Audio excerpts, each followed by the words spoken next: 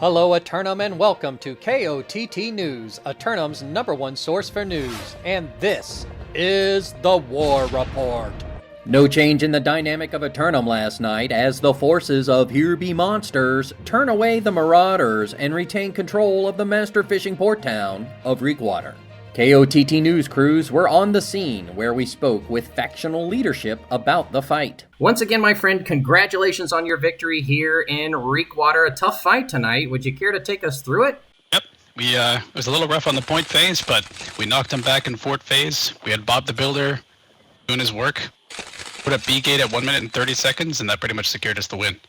Can you give us any updates on the status of the water here in town?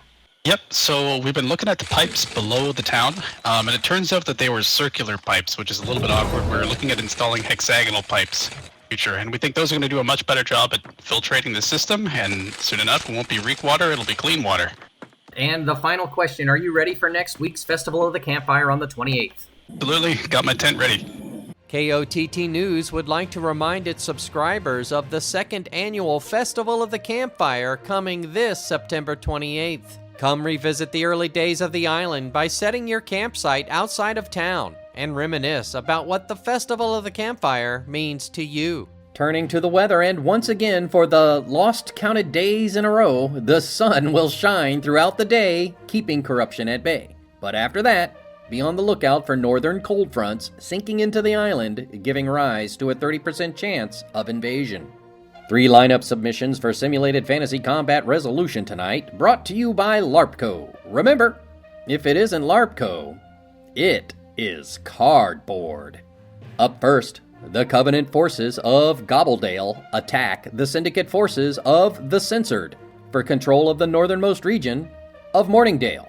The newcomers of Gobbledale are no newcomers at all, as several prominent Covenant representatives have decided to align themselves under a new banner, looking for new land.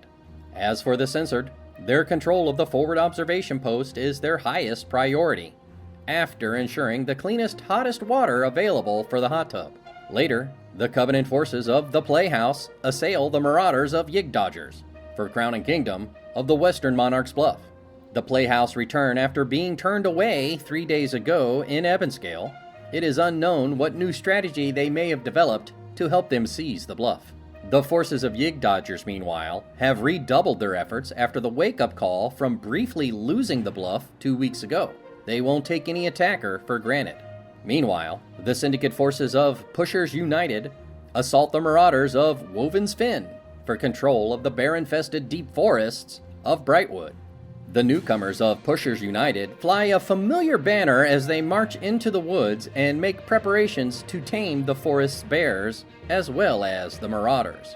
But the forces of Woven's Fin fly the banner of Nirvana, and having suffered their first loss last night since the megastorm, they're sure to be twice as focused today. We'll have any late-breaking outcomes and reactions from the citizens tonight at 11. Until then, this has been War Correspondent JChalant, KOTT News.